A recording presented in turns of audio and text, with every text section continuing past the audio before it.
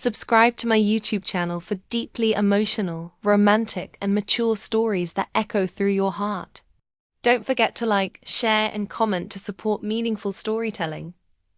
The fluorescent lights hummed overhead as Marcus gathered his belongings, the familiar weight of another 12-hour day settling into his shoulders. Around him, the office was emptying out, colleagues calling their goodnights and heading home to families, dinners and lives that seemed infinitely more colorful than his own. He had been working at Sterling and Associates for 3 years now, and while the job paid well, it had slowly consumed everything else that once mattered to him. Marcus? The voice that called his name sent an unexpected flutter through his chest.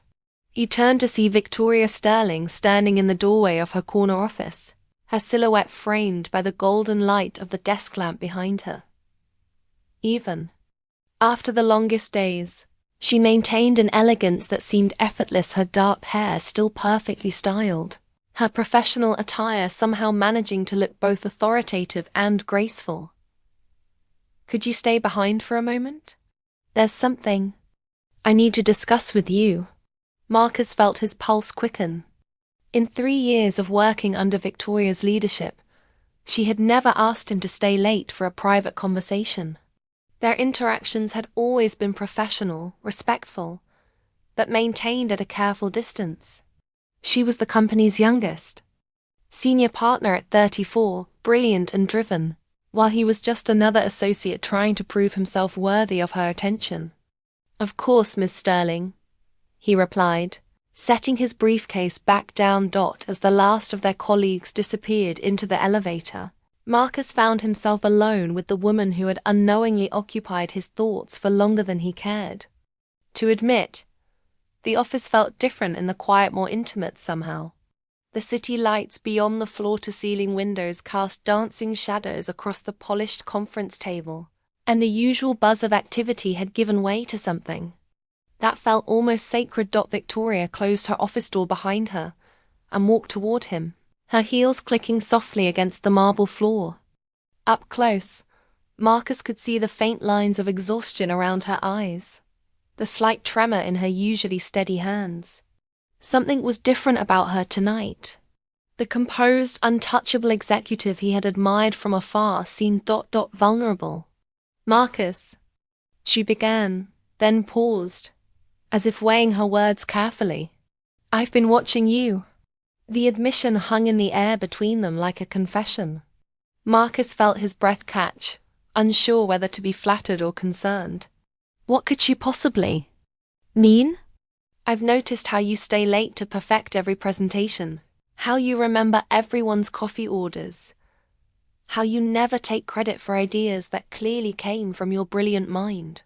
Victoria's voice was softer now, almost tender. "I've watched. You give everything to this company, to this job, and I've wondered, what do you save for yourself?" Marcus stared at her, completely unprepared for this direction of conversation. He had expected a discussion about quarterly reports or client presentations, not this sudden glimpse into what felt like her soul. I'm not sure I understand," he managed to say. Victoria moved closer, close enough that he could smell the subtle fragrance. She wore something floral and warm that had haunted his dreams more nights than he cared to count. Her green eyes, usually sharp and focused on business matters, now held something he had never seen before. Was it longing? Regret? "When I started this company with my father 10 years ago, I thought success meant sacrificing everything else. I thought it meant building walls so high that no one could distract me from my goals." She paused, looking out at the city lights. "I was wrong, Marcus. I've been so wrong." The confession seemed to surprise her as much as it did him. Marcus had always seen Victoria as invincible, a force of nature who commanded respect and admiration from everyone around her. To see her like this, raw and honest, made his heart ache in ways he didn't fully understand. "Miss Sterling, Victoria," she interrupted gently. "Please, after 3 years of working together, I think we can dispense with the formalities.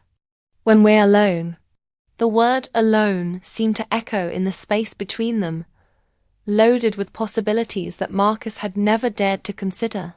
He had spent countless hours in this office, but tonight it felt like foreign territory, a place where the rules he had always followed no longer seemed to apply. Victoria, he repeated, her name feeling strange and wonderful on his tongue. Why are you telling me this? She turned back to face him, and for a moment, Marcus saw something in her expression that made his world shift on its axis. It was the look of someone who had been carrying a secret for too long, someone who was finally ready to let it go. Because 3 months ago, I almost died. The words hit Marcus like a physical blow. He felt the color drain from his face as he processed what she had just said. 3 months ago? He tried to think back, remembering how she had taken a 7-week-long business trip to London, how she had seemed different when she returned, quieter, more contemplative. Victoria, what happened? He asked, his voice barely above a whisper. She closed her eyes for a moment, as if gathering the strength to continue. I was in London for the Morrison merger, working 18-hour days as usual. I hadn't eaten properly in days, hadn't slept more than a few hours at a time. I was in my hotel room, reviewing contracts at 2 a.m, when I felt this crushing pain in my chest. Marcus's heart clenched as he imagined her alone in a foreign city, facing something so terrifying. They said it was a stress-induced cardiac episode, not a full heart attack, but a warning.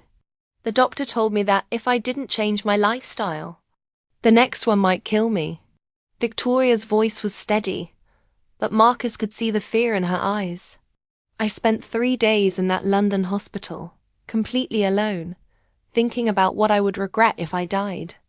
The silence stretched between them, heavy with unspoken emotions.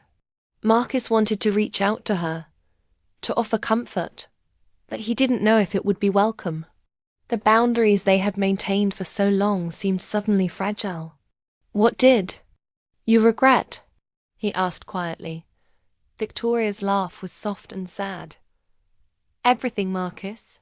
I regretted never taking that trip to Italy I'd been planning since college. I regretted not calling my sister more often. I regretted never learning to dance. She paused, her eyes meeting his. But most of all, I regretted never telling someone how I felt about them. Marcus felt his world tilt. The way she was looking at him, the intimate tone of her voice, the way she had asked him to stay behind. It all suddenly made sense, and yet it seemed impossible at the same time. Victoria, ... He began, but she held up a hand. Let me finish, please.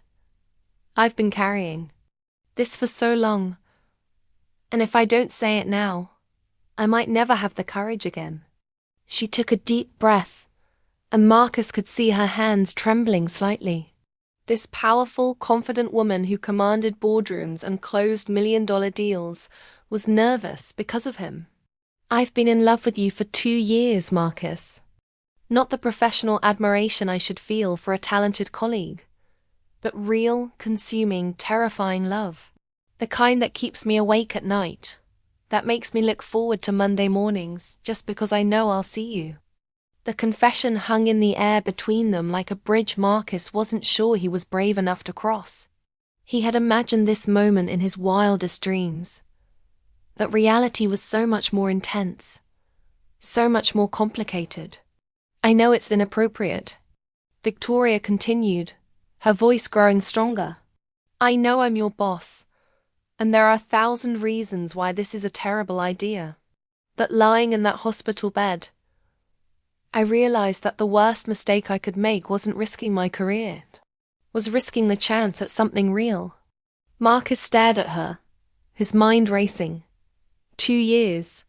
She had been feeling this way for 2 years, and he had never known. All those times he had caught her looking at him during meetings. All those moments when their fingers had brushed while passing documents. All those late nights when he had felt an electric tension in the air. It hadn't been his imagination. "I don't expect you to feel the same way," Victoria said quickly, misreading his silence. "I just needed you to know. I needed to stop living with the regret of never telling you." But Marcus was already moving, closing the distance between them in 2 quick steps.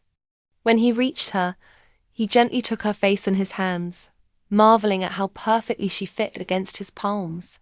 "Victoria," he whispered, his voice rough with emotion, "I've been in love with you since my first day here.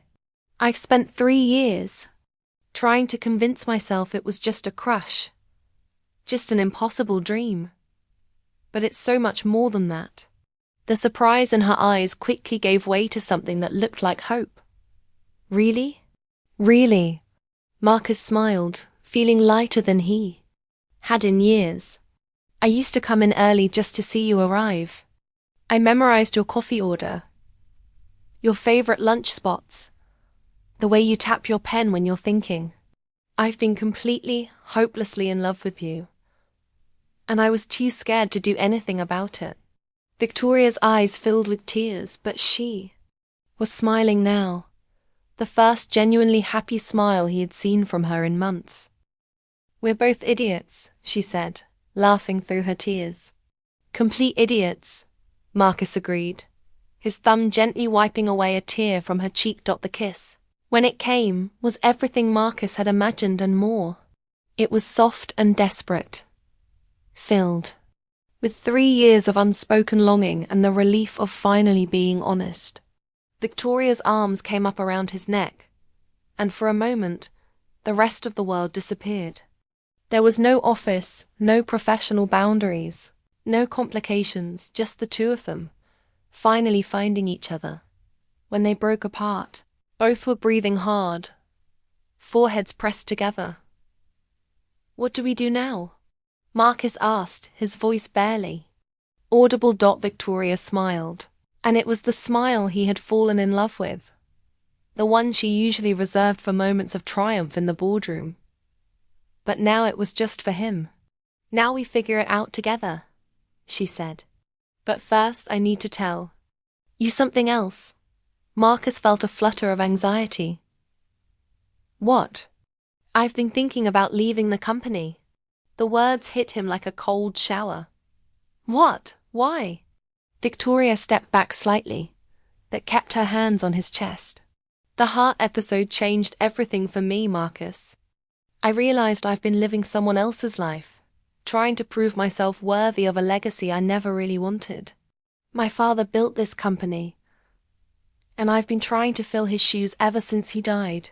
But I don't think it's what I want anymore."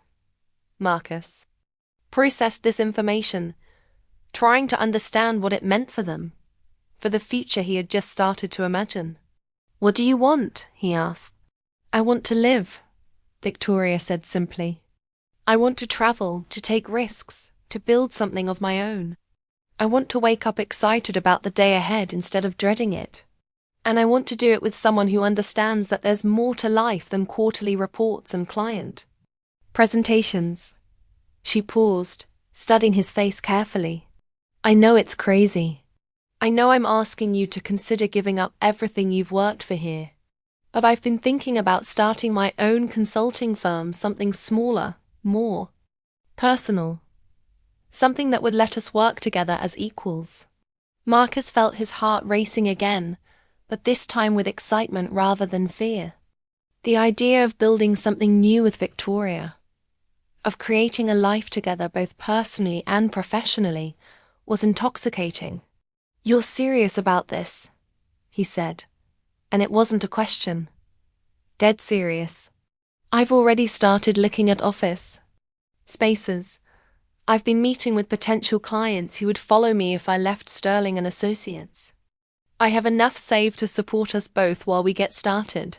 Victoria's eyes were bright with possibility. "But I won't do it without you, Marcus. I can't imagine building anything without you by my side." The weight of the decision settled over Marcus like a blanket. He thought about his comfortable salary, his predictable routine, the safety of the life he had built at Sterling and Associates. Then he thought about Victoria's courage, her willingness to risk everything for the chance at something real. "There's something I need to tell you too," he said, surprising himself with his honesty. "I've been writing." Victoria's eyebrows rose. "Writing? Novels? Romance novels, actually." Marcus felt his cheeks flush. "I've been working on them for years. Writing at night and on weekends. I've actually sold 2 of them, and my agent thinks I could make a living at it if I could dedicate more time to it." Victoria stared at him, and Marcus couldn't read her expression. He had never told anyone at the office about his writing, afraid they would see it as unprofessional or frivolous. "Marcus, that's incredible," she said finally, her voice filled with genuine admiration. "Why didn't you ever tell me?" "Because I was afraid you'd think less of me. Because I thought it meant I wasn't serious about my career here." He paused, looking into her eyes. "Because I was writing about love, and I was terrified you'd somehow know that every love story I wrote was really about you." Victoria's breath caught, and Marcus saw her eyes fill with tears again. "You wrote about me?" "Every heroine was you," Marcus admitted. "Every love story was the one I wanted to tell you but didn't have the courage to. I've been living out my feelings for you through fiction because I thought reality was impossible." Victoria was quiet for a long moment, and Marcus wondered if he had said too much. Then she smiled, and it was the most beautiful thing he had ever seen. "So, we're both dreamers," she said, "both afraid to go after what we really want." "Were," Marcus corrected. "We were afraid." "Were," Victoria agreed. "So what do you say, Marcus? Want to take a leap of faith with me?" Marcus thought about the question, about everything that had led them to this moment. He thought about the heart condition that had nearly taken Victoria from him before he ever had the chance to know her. About the years they had both spent building walls around their hearts. About the courage it had taken for her to finally break down those walls. "I have one condition," he said. Victoria's smile faltered slightly. "What's that?" "When we start our new company, I want us to have a policy. No staying late, unless it's absolutely necessary. No working weekends unless the world is ending. No sacrificing our health or our relationship for success." Victoria laughed, the sound filling the empty office with warmth. "I think I can live with that." "Good," Marcus said, pulling her close again. "Because I plan to spend every evening and weekend for the rest of my life making up for lost time." "That sounds perfect," Victoria murmured against his lips as they kissed again. Marcus couldn't help but think about how wrong he had been about his life being colorless. It had just been waiting for the right person to help him see it in full spectrum. Victoria had been right there all along, hiding her own dreams behind the same professional mask he had worn for so long. "There's one more thing," Victoria said, when they broke apart. "What's that?" "I still want to learn to dance. Think you could teach me?" Marcus grinned, remembering the ballroom dancing classes he had taken in college, another secret he had kept from his professional life. "I think I can arrange that," he said. "Right now?" Victoria asked, her eyes twinkling with mischief. "Right now," Marcus confirmed, pulling out his phone to find some music. As a slow song began to play from his phone speaker, Marcus took Victoria's hand and led her to the center of the office. The city lights continued to twinkle beyond the windows, and the empty office suddenly felt like the most romantic place in the world. "I can't believe we're dancing in the office," Victoria said, letting Marcus guide her in a simple waltz. "I can't believe we're finally being honest with each other," Marcus replied, spinning her gently. "Better late than never," Victoria said, then paused. "Marcus." "Yes?" "I'm scared," she admitted. "I'm scared of leaving everything behind, of starting over, of what people will think." Marcus stopped dancing and looked into her eyes. "I'm scared too. But I'm more scared of spending the rest of my life wondering what might have been." Victoria nodded, understanding perfectly. Together? Together, Marcus confirmed.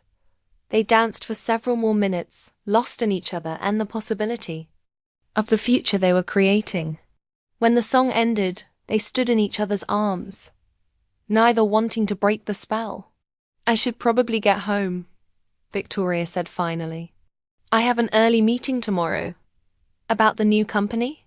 Marcus asked.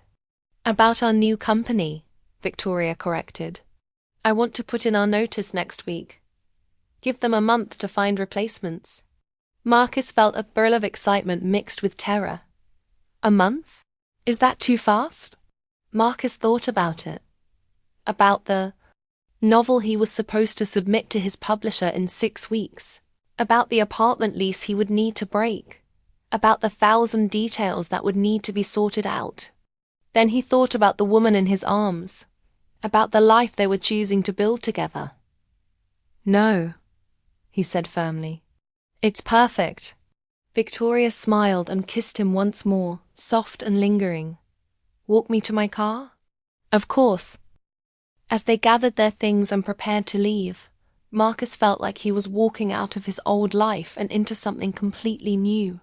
The office that had been his second home for 3 years suddenly felt like a place he was visiting, a chapter of his life that was coming to a close dot in the elevator. Victoria took his hand, intertwining their fingers. It was such a simple gesture, but it felt revolutionary. Marcus? She said as they walked through the lobby. Double quotes. Yes. Thank you. For what? For staying behind tonight, for listening, for being brave enough to take this leap with me. Marcus squeezed her hand. Thank you for asking me to stay, for trusting me with your heart. And my dreams, Victoria added. And your dreams, Marcus agreed. They walked out into the night together, leaving behind the safety of their old lives and stepping into the unknown. The future was uncertain, filled with risks and challenges they couldn't yet imagine. But for the first time in years, Marcus felt truly alive. As Victoria drove away. Marcus stood on the sidewalk watching her taillights disappear into the city traffic. His phone buzzed with a text from her. Sweet dreams, partner. Tomorrow we start changing everything. Marcus smiled, typing back. Sweet dreams, Victoria. I can't wait to see what we build together. Walking to his own car, Marcus realized that the story he had been writing in his novels, the story of 2 people finding love, despite impossible odds, had become his reality.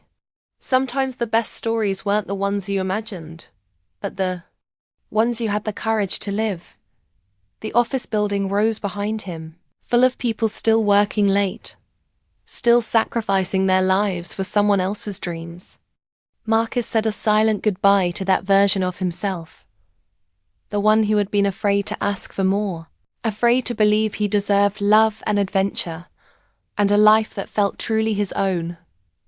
Tomorrow, he would start writing a new story, not with words on a page, but with choices and actions and the woman who had changed everything, simply by being brave enough to ask him to stay. Behind one quiet evening when everyone else had gone home.